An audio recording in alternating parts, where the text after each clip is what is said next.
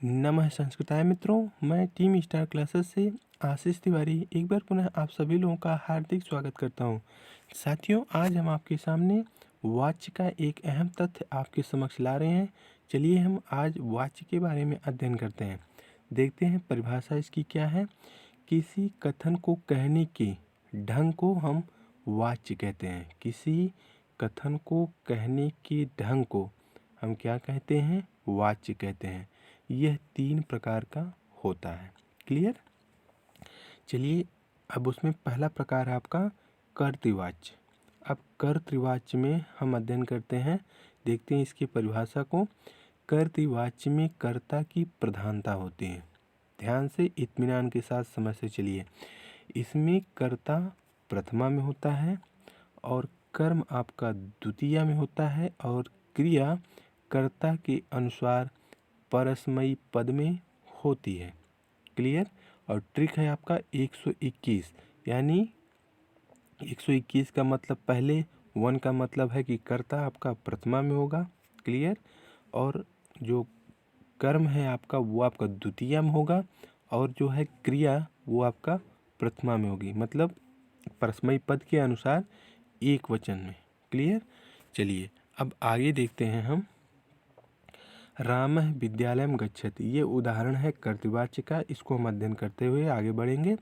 रामः विद्यालयं गच्छति, राम है आपका प्रथमा में, विद्यालय में आपका द्वितीय में और गच्छति आपका प्रथमा में। तो गच्छति आपका ये रूप गम धातु में है और ये जो है आपका लट लकार वर्तमान काल का ये प्रक्रिया है। राम विद्यालय जाता है। क्लियर? चलिए अब आगे बढ़ते हैं हम। रमेश, सुरेश और सोहन घर जाएंगे। रमेशः सुरेशः सोहनस्य गृहं गमिष्यति, घर जाएंगे। क्लियर हो गई बात ना? चलिए ये आपके जो है कर्तृवाच्य के उदाहरण हैं। और आगे आपका राधा गांव गई, राधा ग्रामम अगच्छत, राधा ग्रामम अगच्छत। क्लियर? और आगे है आपका सीता को फिल्म देखनी चाहिए, सीता को फिल्म देखनी चाहिए, सीता चलचित्रम पश्येत। ओके, ये आपका विधिलिंग लकार में है। क्लियर हो गई बात ना? चलिए अब आगे देखते हैं। चाहिए के अर्थ में हमेशा जो है आपका विधिलिंग लकार होता है। आगे है आपका नीतू पुस्तक पढ़ो, नीतू पुस्तकम पठतु। हाँ, नीतू पुस्तकम पठतु ये आपका लोट लकार में है। क्लियर हो गई बात ना? जहाँ आज्ञा की बात की जाए वहाँ पे आपका पठतु पठताम पठन्तु, पठ पठतम पठत, पठान पठावह पठाम। तो ये आपका जो है नीतू पुस्तक पढ़ो, मतलब आदेश किया जा रहा है, तो आदेश में जो है आज्ञा का पालन करना है, तो वहाँ पे आपका पठतु लगेगा। नीतू पुस्तक पढ़ो, नीतु पुस्तकम पठतु। समझ गए ना भैया? चलिए अब आगे देखते हैं एक अहम तथ्य जो कि बहुत ही महत्वपूर्ण है आप सब लोगों के लिए।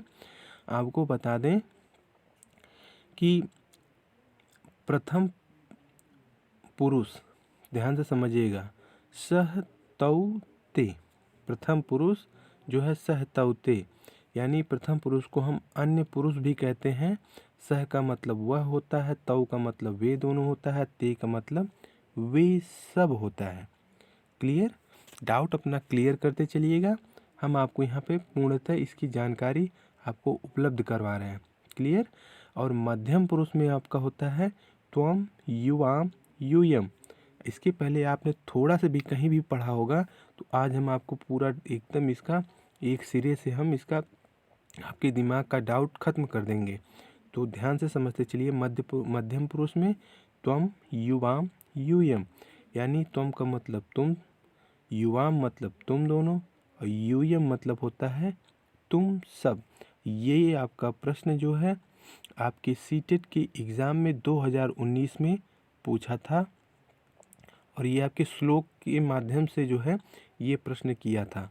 प्रश्न तो इसमें याद नहीं आ रहा है हमको, लेकिन इतना बता दें आपको कि यहाँ से ये प्रश्न यूएम शब्द से प्रश्न किया था 2019 के सीटेट के एग्ज़ाम में, संस्कृत के। पार्ट में। तो ऐसे ही आपके प्रश्न आपके टेट में भी या सी टेट में भी दोनों जगह बन सकते हैं। समझ गए ना? शायद पूछा था कि यूएम मतलब होता क्या है, ऐसे कुछ था प्रश्न, याद नहीं आ रहा है, लेकिन यहाँ से प्रश्न आपका पूछा था, इसलिए हम आपको अवगत कराने के लिए आपको बता दें कि ऐसे प्रश्न आपके पूछ सकते हैं। क्लियर? चलिए अब आगे देखते हैं हम। आपका उत्तम पुरुष में होता है अहम, आवाम, वयम। अहम का मतलब मैं, आवाम मतलब हम, और आवाम मतलब हम दोनों होगा, वयम मतलब होता है हम सब। क्लियर? यहाँ हम दोनों लिख लीजिएगा, ठीक ना भैया? चलिए अब आगे देखते हैं हम। अब इसके हिसाब से हम देखते हैं, जो हमने अभी चार्ट आपके समक्ष रखा है इसको देखते हुए आगे बढ़ते हैं। यहाँ पे लिखा हुआ है वह बाजार जाता है, तो वह का मतलब सह। क्लियर? बाजार, माफ़ कीजिएगा, वह आज, तो आज का हो जाएगा अद्य, यहाँ पे सह, यहाँ पे आप देख रहे हैं ना, वह का मतलब हो गया सह। क्लियर? आपणम मतलब होता है बाजार, गच्छत मतलब जाता है। क्लियर? ये आपको चार्ट इसलिए हम समझने के लिए बताएं ताकि आपको कहीं से गलती ना हो। तव मतलब क्या होता है, वे दोनों की संस्कृत क्या होगी, वे सब की संस्कृत क्या होगी, हम सब की संस्कृत क्या होगी, तो हम सब की वयम होगी। क्लियर? तो ये जो है चार्ट आपके लिए बहुत ही महत्वपूर्ण है, और संस्कृत भी आपको आनी चाहिए कि मतलब अद्य मतलब क्या होता है, आपणम मतलब क्या होता है, तभी तो आप उसका बना सकते हैं ना अनुवाद। और आपको अनुवाद 1 या 2 आपके एग्ज़ाम में, चाहे वो टेट हो चाहे वो सी टेट हो, आना अनिवार्य होता है और आता भी है। ठीक ना भैया?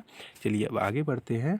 आगे का उदाहरण आपका, तुम दोनों रामायण पढ़ते हो, तो युवाम, ध्यान से समझिएगा, तुम दोनों की बात कर रहा है, तो युवाम देखिए यहाँ पे है ना, तो तुम दोनों की संस्कृत हम आपसे पूछ लें कि क्या होगा, तो आपको तुरंत अपनी जुबान से तुरंत आवाज़ के रूप में आए कि युवाम होता है सर। तो वही चीज़ है, इसलिए चार्ट आप इसको ध्यान से समझते चलिएगा। युवाम रामायणम पठत, पठति, पठत, पठन्ति, तो ये आपका जो है लट लकार में चल रहा है। क्लियर? चलिए अब आगे बढ़ते हैं हम।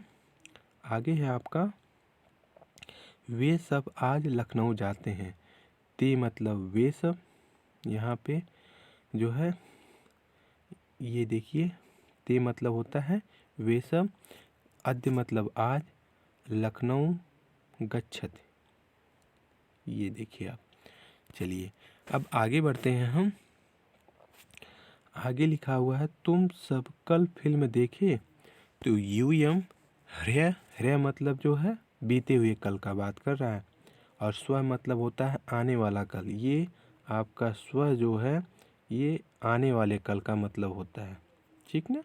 जैसे आज आपका सोमवार है और मंगलवार है, कल आपका क्या हो जाएगा, बुधवार होगा, तो वहाँ पे आप आने वाले दिन के लिए स्व का प्रयोग करेंगे, और बीते हुए कल के लिए तो है का प्रयोग करेंगे, जो यहाँ पर लिखा हुआ है। समझ गए ना भैया? चलिए अब आगे बढ़ते हैं। यूयम ह्रय चलचित्रम अपश्यत। क्लियर? यहाँ पे हलंत कर लीजिएगा ताकि नीचे। चलिए आगे बढ़ते हैं हम। मैं संस्कृत पढ़ना चाहता हूँ, अहम संस्कृतम पठेयम। क्लियर? और आगे है आपका हम दोनों आज फूलों की बगिया में जाएंगे, तो हम दोनों का संस्कृत क्या होगा, हमने आपसे भी बताया ना, आवाम अद्य पुष्प वाटिकायाम। ठीक ना? ध्यान से इत्मीनान के साथ चलिएगा। फूलों की बगिया यानी पुष्पम वाटिकायाम, या फिर पुष्पम उपवनम, ठीक ना, गमिष्यावह। ओके। चलिए अब आगे है आपका अंतिम है अनिल सब्जी ले जाता है, तो अनिलः शाकम मतलब होता है सब्जी, और नयति मतलब होता है ले जाना। क्लियर? तो नी मतलब होता है, ये नी धातु से बना है नयति, तो ये जो है नयत का मतलब हो गया आपका ले जाना। क्लियर? चलिए अब आगे बढ़ते हैं हम। दूसरा है आपका कर्मवाच्य। इसमें कर्म की प्रधानता होती है और इसमें कर्ता तृतीया तथा कर्म जो है आपका प्रथमा में होती है। क्रिया कर्म के अनुसार आत्मनेपद में चलती है। तो चलिए अब आगे देखते हैं। जैसे रामः गृहं गच्छति, ये आपका कर्तृवाच्य है। क्लियर।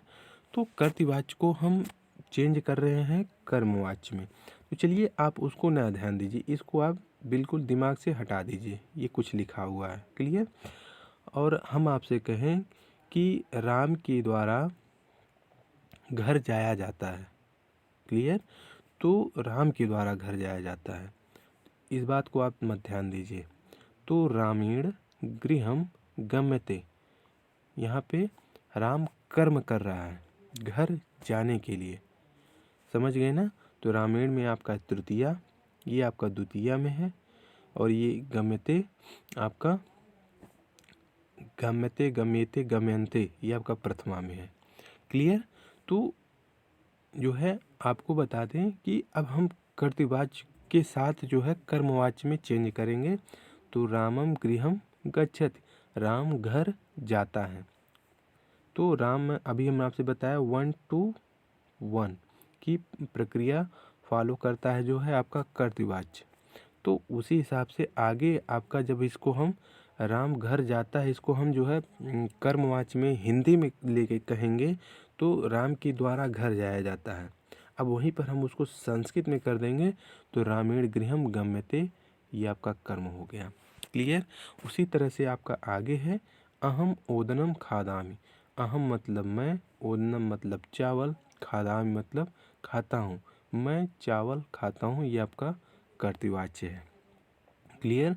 और वहीं पर हम कहें कि मेरे द्वारा चावल खाया जाता है, ये आपका हिंदी में मैं बोल रहा हूँ और इसका आपको संस्कृत में ट्रांसलेट करना है। मेरे द्वारा चावल खाया जाता है, तो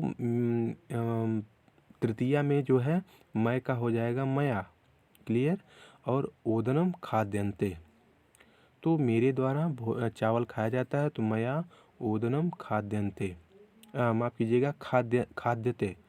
तो यही चीज़ है, आपको इसको तृतीया में लेके जाना है। कर्ता को हमने आपसे क्या कहा, कर्ता तृतीया में, कर्म प्रथमा में, और क्रिया जो है कर्म के अनुसार। समझ गए ना। यही बात स्पष्ट है, आपको हमने बता दिया। चलिए अब आगे बढ़ते हैं हम। त्वम रामायणम पठसि, त्वया रामायणम पठते, मतलब तुम रामायण पढ़ते हो। यहाँ पर तुम्हारे द्वारा जो है रामायण पढ़ा जाता है। तो त्वया ये आपका तृतीया में चला गया ना, त्वया रामायणम पठ्यते। डाउट क्लियर हुआ ना भैया। चलिए अब आगे बढ़ते हैं हम। सीता चलचित्रम दृश्यते, सीता चलचित्र देखती है, कोई भी वीडियो जो है जो कि चलायमान हो, टीवी में चलचित्र देखती है, तो सीता चलचित्रम दृश्यते, सीता चलचित्र देखती है। अब वहीं पर इसको जो है हम कन्वर्ट करेंगे किसमें, कर्मवाच्य में। तो सीता के द्वारा चलचित्र देखा जाता है। अब उसको हम कर्मवाच्य में जब बदलेंगे तो सीता आपका तृतीया में, चलचित्रम दृश्यते, तो सीता के द्वारा चलचित्र देखा जाता है, तो सीता चलचित्रम दृश्यते हो जाएगा। क्लियर। तो ये आपका कर्मवाच्य आपके समक्ष हमने रखा। अब आगे चलते हैं हम। आगे है आपका लास्ट अंतिम है भाववाच्य। अब भाववाच्य को हम समझ लें कि ये कैसे चेंज होता है। पहले इसकी परिभाषा को समझ लें।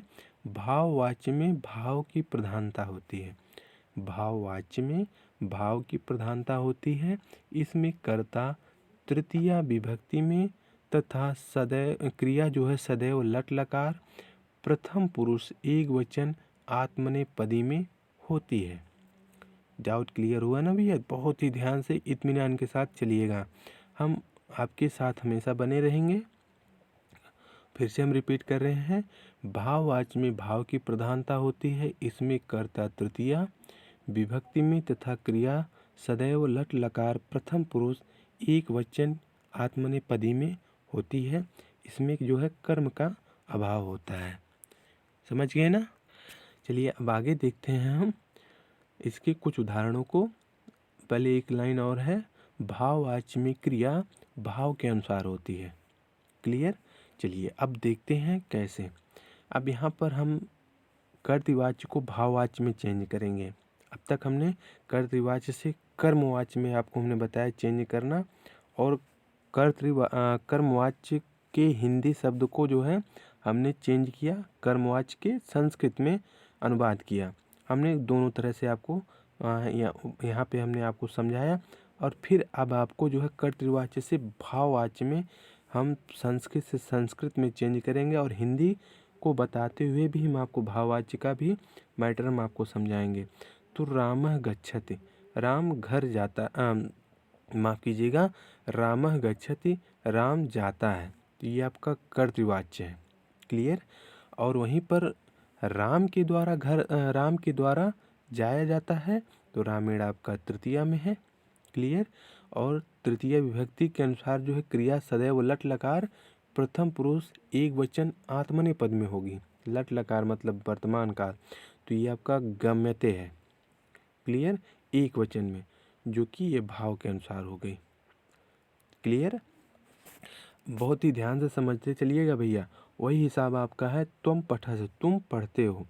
अब तुम का जो है संस्कृत में जो है माफ़ कीजिएगा, तुम का जो है हम जब भाववाच्य में लेके जाएंगे तो त्वया हो जाएगा, जो कि तृतीया विभक्ति में होगा। और ये आपका प्रथमा में लटलकार के प्रथमा पुरुष में जो है एक वचन में हो जाएगा त्वया पठ्यते, मतलब तुम्हारे द्वारा पढ़ा जाता है। समझ गए ना। वही आपका है स्थिति सीता पश्यति, सीता देखती है, आपका कर्तृवाच्य में है। क्लियर। और आगे है आपका जब हम इसको हम भाववाच्य में चेंज करेंगे तो सीता के द्वारा देखा जाता है। क्लियर। तो सीता दृश्यते, ये आपका भाववाच्य में हो गया। डाउट क्लियर हुआ ना भैया। चलिए अब आगे है आपका अंतिम शब्द है, वाक्य है रमेश खादामि, रमेश खाता है। क्लियर। तो अब रमेश का जो है हम तृतीया में लेके जाएंगे, तो रमेशेन। अब यहाँ पे मान लीजिए रमेश ना होकर बालक हो जाता, बालक खादामि, बालक खाता है। तो बालक का तृतीया में क्या होता है बताइए आप। चलिए हम शब्द रूप को ही पढ़ देते हैं बालक के तृतीया तक। बालक, बालकौ, बालका प्रथमा में हुआ एक वचन में, ठीक ना। और एक वचन, द्विवचन और बहुवचन में हम सबको बता रहे हैं। प्रथमा विभक्ति का बता दें आपको, बालक, बालको, बालका।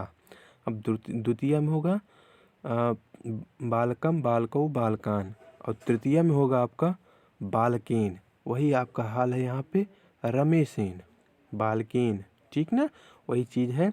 तो बालकेन या रमेशेन खाद्यते, मतलब रमेश के द्वारा खाया जाता है या बालक के द्वारा खाया जाता है, तो बालकेन खाद्यते या रमेशेन खाद्यते। समझ गए ना भैया। यही आपका वाच्य परिवर्तन। तो आज का वीडियो आपको कैसा लगा। उम्मीद करता हूँ कि आज की वीडियो आपको बहुत ही शानदार और बेहतर ढंग से समझ में आई होगी, और हमें खुशी होगी। बस आपका एक प्यारा सा कमेंट्स हमारे कमेंट सेक्शन बॉक्स में ज़रूर दीजिएगा। इस वीडियो पर लाइक, शेयर और सब्सक्राइब जरूर करिएगा। अपने मित्रों के समूहों में इसको शेयर करिएगा। फिर मिलते हैं अगले भाग में। अपना ख्याल रखिए, स्वीट ड्रीम में रहिए, मस्त रहिए, मुस्कुराते रहिए। Take care. जय हिंद, जय भारत।